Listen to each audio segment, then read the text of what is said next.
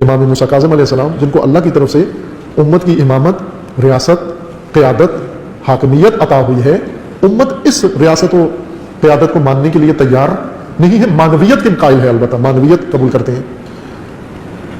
امام علیہ السلام کے سامنے ایک بڑا محاذ طاغوت حکمران تھے، اور امام علیہ السلام نے اس طاغوتی دور میں جس طرح زندگی بسر کی، مبارزاتی زندگی بسر کی، یہ نقطہ میں آج ضمناً بیان کر رہا ہوں، انشاءاللہ بعد میں کسی اور فرصت میں اس کی وضاحت کریں گے کہ روش طاغوتیت کے اندر رہنے کی روش کیا ہے۔ امام موسیٰ کاظم علیہ السلام نمونہ ہے، اسوہ ہے۔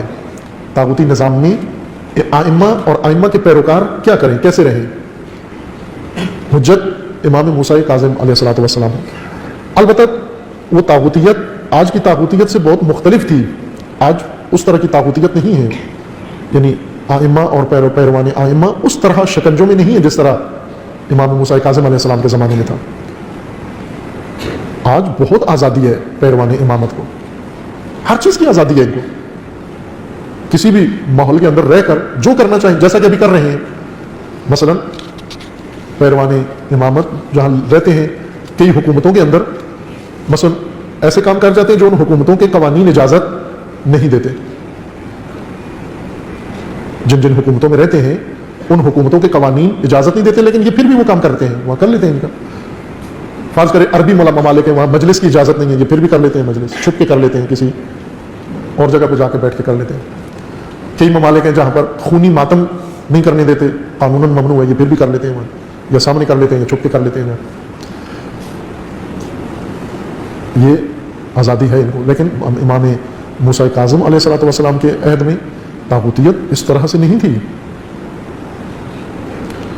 وہ طاغوت اس طرح سے تھے کہ وہ امام و امام کے پیروکار کا وجود برداشت کرنے کے لیے تیار نہیں تھے۔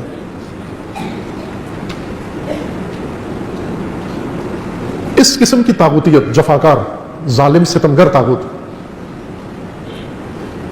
اس کے مقابلے میں اب امام کا عہد گزرا ہے۔ امام نے اس حکومت کا دباؤ قبول نہیں کیا۔ 6 حکمران امام موسیٰ کاظم علیہ السلام کے عہد میں گزرے ہیں، 6 حکمران، 1 اموی اور 5 عباسی، آخر ہارون الرشید نے شہید کروا دیا۔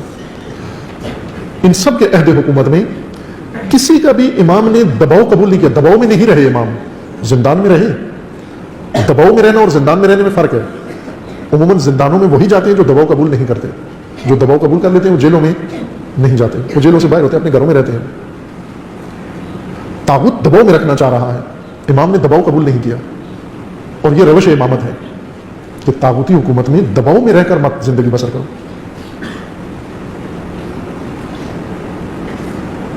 امام نے حکومت کو دباؤ میں رکھا۔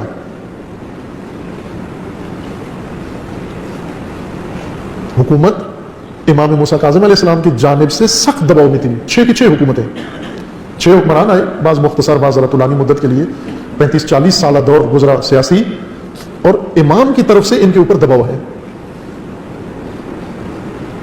یہ ایک روش ہے طاغوتی ماحول میں رہنے کی، امامت کی روش امامیت، امامت، یہ کہ برفرض اگر حاکمیت آپ کی نہیں ہے، حکومت آپ کی نہیں ہے، یا آپ نے بنائی نہیں ہے، یا آپ بنا نہیں سکتے، ان ساری صورتوں میں آپ اس طرح سے بھی زندگی بسر نہ کرو کہ دباؤ میں رہو۔ یہ دباؤ میں رہنے کا مطلب کیا ہے؟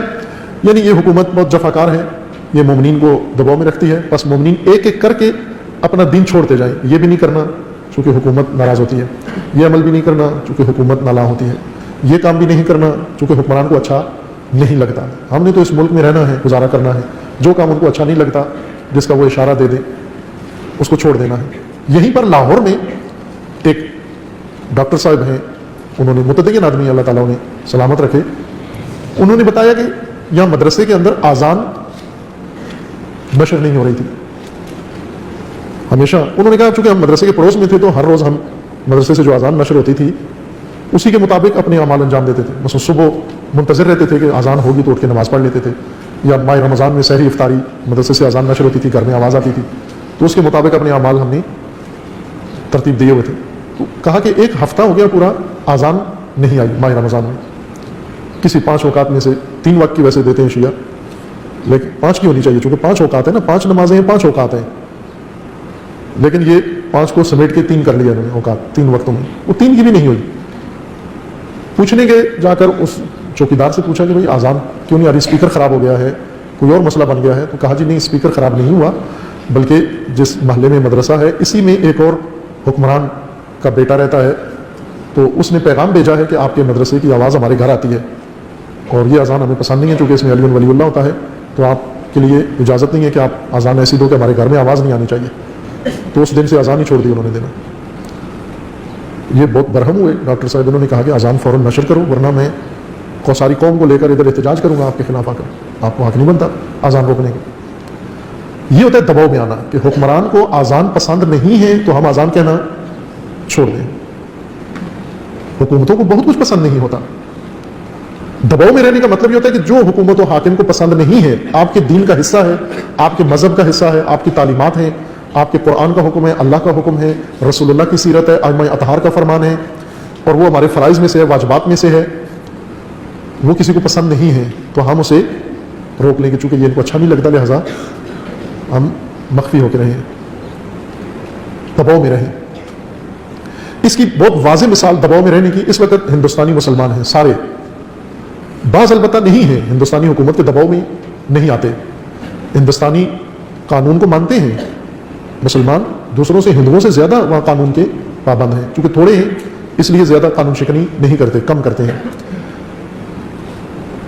उसके बावजूद डरते हैं, लरजते हैं, सहमे हुए रह रहे हैं, हिंदुस्तान के अंदर मगलूब हालत में रह रहे हैं, घबराए हुए रह रहे हैं। बाज़ उनमें से इस कदर शदीद दबाव में हैं कि वो वाजबात भी नहीं अंजाम देते। मसलन किसी वजीर ने बयान दिया कि मखलूत आबादी है, मुसलमान हिंदू सारे रहते हैं, आज़ान नहीं होनी चाहिए, तो ये कहते हैं आज़ान नहीं होनी चाहिए।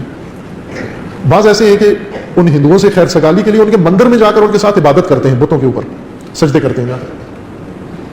अभी एक नाम नेहाद शिया गया मंदिर के अंदर जाकर, वो दूध भी पिलाया बुतों को और पूजा भी की उसने, और सारे वो मंत्र भी पढ़े उसने सारे वहाँ, ये पैगाम देने के लिए कि हम अपने हिंदू भाइयों के साथ हैं।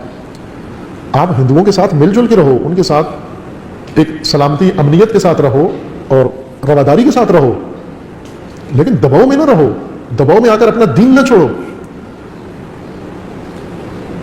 एक उनमें से उसने ये बयान दिया, ज़हरन उन शेर भी बनाया हुआ है उन्होंने, बाज़ कवाली करते हैं, बाज़ नोए पढ़ते हैं, वतन की मोहब्बत के शेर, कवालियाँ और नोए बनाए कि जब मैं मरूं तो मुझे कफन में सफ़ेद कफन नहीं पहनाना, ये मुसलमान कह रहा है कि मुझे हिंदुस्तानी परचम में तिरंगे में मुझे दफन करना है। मजलिस इमाम मूसा काजिम की बर्पा करते हैं, मातम इमाम मूसा काजिम का, ज़ियारत इमाम मूसा काजिम की करते हैं, और वसीयत ये करके जा रहा है। इस कदर दबाव में रहना ये नहीं है सीरत आइम्मा। आइम्मा के ऊपर मुसाइब की एक बड़ी वजह यही थी कि दबाव कबूल नहीं करते थे। दबाव में आए हुए आदमी को तो तकलीफ कोई नहीं पहुंचाता। दबाव में आने का मतलब क्या होता है? किसी से डर के, सहम के, खौफजदा होकर अपना दीन छोड़ दो, अपना तौर तरीका छोड़ दो, अपनी पहचान छोड़ दो, अपनी शनाख्त छोड़ दो, अपना मजहब छोड़ दो, और उसके रंग में रंगे लो और वो काम करो जो वो चाहता है, जो उसको पसंद है, खुश है, वो काम करो। यह है दबाव में रहना। ज़ाहिर पाकिस्तान में भी बाज़ों का मसलक यही है, बाज़ हमेशा शिया के कान में यही भरा है कि वरना आप मशकूक हो जाएंगे। दबाव में क्यों रहेंगे? जालिम हुकूमतों के दबाव में क्यों रहें? आप पाकिस्तान के वफादार रहें, पाकिस्तान के कानून का एहतराम करें, आप पाकिस्तानी की हैसियत से रहें, तो पाकिस्तान के सारे हुकूक आपको हासिल है दूसरों की तरह। आप पाकिस्तान दुश्मनी में किसी तरह भी, किसी भी पहलू से मुलव्वस न हो, न किसी दहशतगर्दी में, तो फिर दबाव में रहने की क्या जरूरत है? जिस तरह दूसरों को हक है, आपको भी हक है। इस मुल्क के अंदर अपनी पहचान के साथ, अपनी शनाख्त के साथ, अपनी शख्सियत के साथ जिंदगी बसर करो, अपने दीन के साथ जिंदगी बसर करो। इमाम मूसा काज़िम अलैहिस्सलाम हुकूमत को दबाव में रखा हुआ था, न हुकूमत के दबाव में थे। और यह बात बहुत बरमला थी, खुली हुई बात थी, इसलिए बार बार पकड़ के इमाम अलैहिस्सलाम को जिंदानों में, मुख्तलिफ शहरों में और मुख्तलिफ जिंदानों में रखते थे, चूंकि हुकूमत दबाव में आई हुई थी इमाम की तरफ से। यह बहुत अहम सियासी इकदाम था इमाम अलैहिस्सलाम का, एक स्ट्रेटेजी थी उस अहद में, जिसे इमाम ने अमली किया। इमाम काज़िम अलैहिस्सलाम के होते हुए शियों ने पार्टियां बनाना शुरू कर दी, जमातें बनाना शुरू कर दी, तंजीमें बनाना शुरू कर दी, अपना मंशूर बनाना शुरू कर दिया, अपना आइन बनाना शुरू कर दिया, अपने लीडर चुनना शुरू कर दिया, आइम्मा के होते हुए, इमाम मासूम के होते हुए, और उसमें इमाम के खानदान को भी इस्तेमाल किया। यह सबसे बड़ा बहरान था इमाम अलैहिस्सलाम के सामने पेश आया। جس میں ایک بڑی جماعت جو بعد میں ایک فرقہ و مذہب کی حیثیت اختیار کر گئی، اسماعیلی جماعت، تشیع کے اندر سے ٹوٹے، امام صادق علیہ السلام کے ماننے والے، امام صادق علیہ السلام کی امامت کے پیروکار. لیکن جب امام صادق علیہ السلام کی شہادت ہوئی تو امام موسیٰ کاظم کو امام نہیں مانا، بلکہ اسماعیل جو امام صادق علیہ السلام کے فرزند تھے بڑے، انہیں امام مانا، جو فوت ہو چکے تھے پہلے. امام صادق علیہ السلام کی زندگی میں ہی ان کی وفات ہو گئی تھی، اور امام صادق علیہ السلام نے خود انہیں بقیع میں دفن کیا اپنے ہاتھوں سے، اور سب کو گواہ بنایا شیعوں کو کہ دیکھو یہ دنیا سے جا رہے ہیں اور میں انہیں دفن کر رہا ہوں. یہ معتقد ہو گئے کہ نہ اسماعیل وفات نہیں پائی بلکہ پردہ غیبت میں چلے گئے، امام غائب ہیں. امام کاظم علیہ السلام کے مقابلے میں مذہب بنا لیا، فرقہ بنا لیا، جماعت بنا لی، گروہ بنا لیا، امام کاظم علیہ السلام کی امامت کا انکار کر دیا. ظاہر ہے یہ بحران ان دونوں سے زیادہ سخت تھا، طاغوتی حکومت اور وہ اکثریتی طبقہ مخالفین جو اہل بیت کی نسبت، جن کے ذہنوں کے اندر غلط فہمیاں بھری گئی تھی تشیع کی نسبت. ایک بہت بڑا طبقہ عوام کا، لکیر کے فقیر، جنہیں جس مولوی نے، جس شخص نے گمراہ کیا وہ اسی طرح معتقد ہو گیا. اہل بیت کے بارے میں عجیب و غریب گمراہیاں پھیلاتے تھے یہ حکومتی لوگ. بنو امیہ نے ایک کام یہ کیا تھا کہ امیر المومنین کے زمانے میں بنو امیہ یہ حرکتیں کرتے تھے کہ لوگوں کی بھیڑ بکریاں چرا کے لے جاتے تھے. یہ قبائل تھے، خیمے لگاتے تھے صحراؤں کے اندر، بھیڑ بکریاں ریوڑ پالتے تھے، مویشی. رات کو بنو امیہ کے دستے حملہ کرتے، ان کے مویشی چرا کے لے جاتے اور یہ پروپیگنڈا کرتے کہ یہ علی کی فوج ہے جو لوٹ مار کر رہی ہے. تو لوگوں کو تحقیق تو کوئی نہیں کرتا، پیچھا تو کوئی نہیں کرتا، تو ایک دم افواہ پھیل جاتی ہے کہ کوفہ کی فوج نے، علی کی فوج نے ہماری بھیڑ بکریاں چرا لی، غریبوں پہ ظلم کر رہے ہیں. پھر تھوڑے دنوں کے بعد ان میں سے مثلا 100 بکریاں چرا کے لے جاتے، 50 واپس لے آتے، 50 کھا لیتے بنو امیہ، 50 واپس لے آتے، اور وہ یہ کہتے کہ یہ دیکھو یہ علی کی فوج یہ بکریاں چرا کے لے گئی تھی اور ہم نے ان سے چھین کے لڑائی کر کے تمہارا مال واپس کر کے، باقی انہوں نے نہیں دی اور یہ ہم لے آئے. لوگ ان کے شکر گزار ہوتے بنو امیہ کے کہ یہ دیکھو یہ علی کے شیعہ یہ لوٹ مار کرتے ہیں اور آپ ہمارے نجات دہندہ ہو، آپ ہمارے اموال کی حفاظت کرتے ہو. ابھی بھی یہ کام ہو رہا ہے، ابھی بھی شیعہ جہاں جائیں یہ خطرہ ابھی بھی ان کے سر پر ہے. یہ بنو امیہ والی چالیں جیسے گلگت بلتستان ہے، جیسے کوئٹہ ہے، اس کوئٹہ میں یہ کام ہو رہا ہے. کوئٹہ میں کوئٹہ کے شیعوں کو وہ یہی کہتے ہیں کہ یہ ایران، کوئٹہ کے شیعوں کے ذہنوں میں یہ بات بٹھا دی گئی ہے، یہ انہی بدوؤں کی طرح بنا دیا گیا ان کو کہ ایران دیکھو شیعہ حکومت ہے، ولایت فقیہ ہے، یہ ولایت فقیہ تمہارے لیے کچھ نہیں کرتے، نہ صرف کچھ نہیں کرتے بلکہ نقصان پہنچاتے ہیں، فلاں کرتے ہیں، ویزا نہیں دیتے آپ کو، فلاں آپ سے تعصب کرتے ہیں. اور یہ دوسرے مثلا NGOs ہیں، یا آسٹریلیا ہے، یا کینیڈا ہے، یا امریکہ ہے، برطانیہ ہے، یہ ہمارے لیے کیا کیا کرتے ہیں. یہ باقاعدہ کوئٹہ میں یہی بنو امیہ والا کام یہ کر رہے ہیں بعض شیعوں کو بہکانے کے لیے. سادہ لوگ دھوکے میں آ جاتے ہیں. گلگت بلتستان ہے، پارا چنا رہے، وہاں ہر جگہ پر یہ حربہ استعمال کرتے ہیں یہ ولایت و امامت کے خلاف، انہی کے پیروکاروں کو بہکانے کے لیے، گمراہ کرنے کے لیے.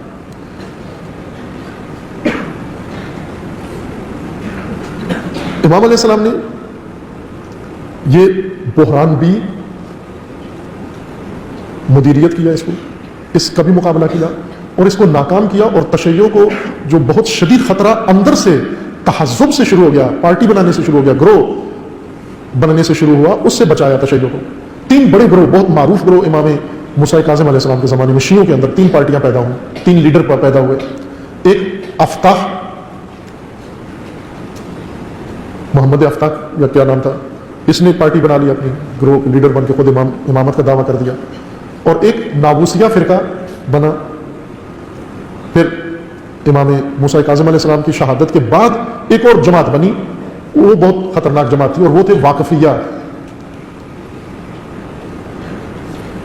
یہ امام موسیٰ کاظم علیہ السلام کے زمانے میں اندرونی خلفشار تشیع کے اندر پیدا ہوا. حکومت اس کو بھرپور مدد کرتی تھی، یعنی اقتدار پسند، جاہ طلب، قیادت پسند، ریاست پسند افراد ڈھونڈ لیتے ہیں کمزور لوگ کہ کس کو امامت کا شوق ہے، کس کو قیادت کا شوق ہے. ایسے لوگ حکومتیں ڈھونڈ لیتے ہیں ایسے، اور حکومتیں ان لوگوں کو اٹھا کے آگے کر دیتی ہیں کہ آپ بھی دعویٰ کرو، آپ کسی سے کم ہو، آپ تو زیادہ لائق ہو، آپ زیادہ حقدار ہو. تشیع کے اندر پھوٹ ڈالنے کے لیے امام موسیٰ کاظم علیہ السلام کے عہد میں بحران پیدا کرنے کے لیے یہ حرکات انہوں نے انجام دی. اور ایسے میں جب تشیع کے اندر ایسے شبہات، مثلا یہ کہا جائے کہ امام موسیٰ کاظم امام نہیں ہے بلکہ اسماعیل امام ہے، اور وہ پردہ غیبت میں چلے گئے، ظاہر تشیع کے لیے بہت بڑا امتحان ہے. کیا کریں ابھی عام لوگ کیا کریں؟ ذاکر خطیب ممبروں پہ آ گئے، انہوں نے بھی آ کر یہ بھرپور تقریریں اور مجلسیں پڑھنا شروع کر دی شیعوں کو کہ اسماعیل امام ہے۔ اب توجہ کریں گے، دو سلسلے یہاں سے شروع ہوتے ہیں، ایک امام موسیٰ کاظم علیہ السلام کی قیادت امامت میں، اور ایک اسماعیل کے نام پر ان کا بیٹا ہے محمد اسماعیل، محمد ابن اسماعیل، کہ یہ بہت تیز آدمی تھا، امام موسیٰ کاظم علیہ السلام کا سگا بھتیجا، جس نے اس پارٹی کی قیادت کی، یہ حزب۔ اصل اسماعیل تو پہلے فوت ہو گئے تھے، انہوں نے نہیں بنیاد رکھی، انہوں نے ایک دن بھی اس مذہب کی قیادت نہیں کی یا اس فرقے کی، ان کے بیٹے نے سارا اقدام کیا، محمد ابن اسماعیل نے۔ یہ محمد ابن اسماعیل مختلف اس کے نام ہیں، مثلا ستور اس کا ایک نام ہے، خفا اس کا ایک نام ہے، کتوم اس کا ایک نام ہے۔ یہ بہت ہی تنظیمی ذہنیت کا بندہ تھا اور مخفی رہتا تھا، انڈر گراؤنڈ۔ آج کل کی اصطلاح یہ کتوم و ستور و یہ سب اصطلاحات تھیں اس زمانے کی جو استعمال کرتے تھے، یعنی انڈر گراؤنڈ، انڈر ورلڈ، زیر زمین فعالیت کرنے والوں میں سے تھے۔ یہ فوراً زیر زمین ہو گئے اور اس نے مختلف شہروں میں، کبھی بصرہ چلا گیا، کبھی کوفہ چلا گیا، کبھی مختلف عراق کے اور دوسرے علاقوں کے اندر۔ پھر اس کے بعد باقاعدہ انہوں نے ایک آگے ان میں بھی تقسیم ہوتی گئی، لیکن اپنا ایک سلسلہ قائم رکھا اسماعیلیہ، جو ابھی تک قائم ہے، جاری ہے۔ انہوں نے امامت کو اسماعیل اور اولاد اسماعیل میں جاری رکھا۔ ابھی ان کے 2-3 امام ہیں، کیونکہ ان میں تقسیم ہو گئے، فرقے پیدا ہو گئے اسماعیلیوں میں، شش امامیوں میں، جن میں بوری ایک فرقہ ہے، یہ بھی شش امامی ہے، اور آغا خانی بھی ہے، اور ایک اور بھی سلسلہ ہے ان کے اندر۔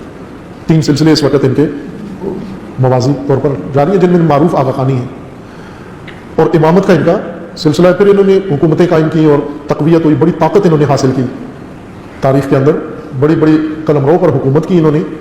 اور اس کے مقابلے میں اثنا عشری سلسلہ جو امام موسیٰ کاظم علیہ السلام کی امامت و قیادت میں جاری رہا۔ امام علیہ السلام کے عہد میں ہی یہ بحران شروع ہوئے۔ اب آپ توجہ کریں کہ وہ میراث جو امام موسیٰ کاظم علیہ السلام کی تھی، امام علیہ السلام نے طاغوتیت کے زمانے میں زندگی بسر کی، امامت کا عہد طے کیا، اور مخالفتوں کا ایک طوفان تھا امام کے مقابلے میں، اور اندرونی طور پر قوم کے اندر، تشیع کے اندر دڑا بندی اوج پہ پہنچی ہوئی تھی۔ تو ایسے میں امام علیہ السلام نے امامت کا اپنا جو عہد نبھایا کہ حکومت سے دباؤ قبول نہیں کیا، مخالفین کو موقع نہیں دیا کہ وہ تشیع کو اپنے جلغار سے محو کر سکیں، جو ان کی کوشش تھی کہ اس طرح سے تشیع کی تعلیمات کے اندر حملہ کریں کہ کچھ باقی نہ رہے۔ ہشام جیسے شاگرد تربیت کر کے امام علیہ السلام نے، اور انہیں روانہ کیا مختلف جگہوں پر، حکم دیا، انہیں بھرپور تیاری کی کرائی، اور بعد میں وہ جو کچھ ہوتا امام نظارت بھی کرتے تھے اس کے اوپر۔ اور تشیع کے اندر خصوصاً جو پھوٹنے والا مسئلہ تھا، اسے اس احسن طریقے سے امام علیہ السلام نے سنبھالا، تاکہ اصل جو تشیع مکتب خالص اہل بیت کا تھا وہ امام علیہ السلام نے محفوظ رکھا۔ یہ سب کچھ روز شہادت امام و روز ولادت امام متذکر ہونے کی ضرورت ہے۔ زندان میں امام کو بنو عباس نے ڈالا تھا، زندان سنت امام موسیٰ کاظم نہیں ہے، مبارزہ سنت امام موسیٰ کاظم ہے۔ طاغوت جو کرتا ہے ائمہ کے ساتھ، مثلا ابن ملجم نے تلوار ماری علی علیہ السلام کے سر میں، یہ علی کی سنت ہے یا ابن ملجم کی سنت ہے؟ یہ تو ابن ملجم کا عمل ہے تلوار مارنا علی کے سر پر۔ علی کی سنت کیا ہے؟ صبح کی نماز کا قیام۔ علی کی سنت خوارج کا مقابلہ، علی کی سنت قیام بالحق، عدالت کا نظام قائم کرنا، یہ امیر المومنین کی، یہ ائمہ کی میراث ہے۔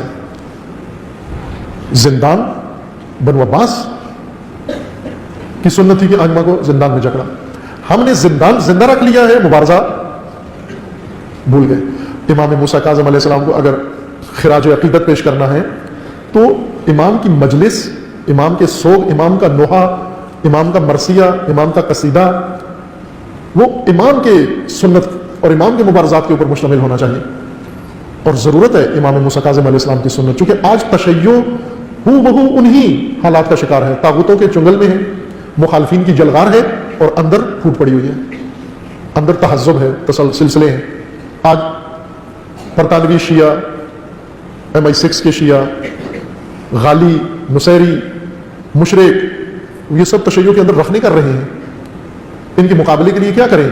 ان کو کس طرح سے لگام دی جائے؟ امام موسیٰ کاظم علیہ السلام نے کس طرح سے ان کو لگام دی، اور کس طرح وہ حق راستہ اہل بیت کا، رسول اللہ کا راستہ محفوظ رکھا۔ ان تمام تر سختیوں کے باوجود، یہ تینوں سختیاں کمر شکن ہیں کہ حکومت اتنی جفاکار ہو، طاغوت اور دوسری طرف سے مخالفت اتنی کثرت سے ہو اور یلغار ہو، طوفان ہو تبلیغات و پراپیگنڈے کا، اور تیسری طرف سے اندر ایسے فتنہ گر لوگ تشیع کے اندر پیدا ہو جائیں جو باقاعدہ مذہب بنانے سے بھی نہیں ڈرتے، ٹولہ بنانے سے نہیں ڈرتے، امام کے مقابلے میں بھی قیام کر رہے ہیں، یہاں امام موسیٰ کاظم علیہ السلام نے سنت قائم کی ہے۔ یہ سنت آج تمام دنیا کی تشیع کے لیے اور خصوصاً پاکستانی تشیع کے لیے لازمی ہے۔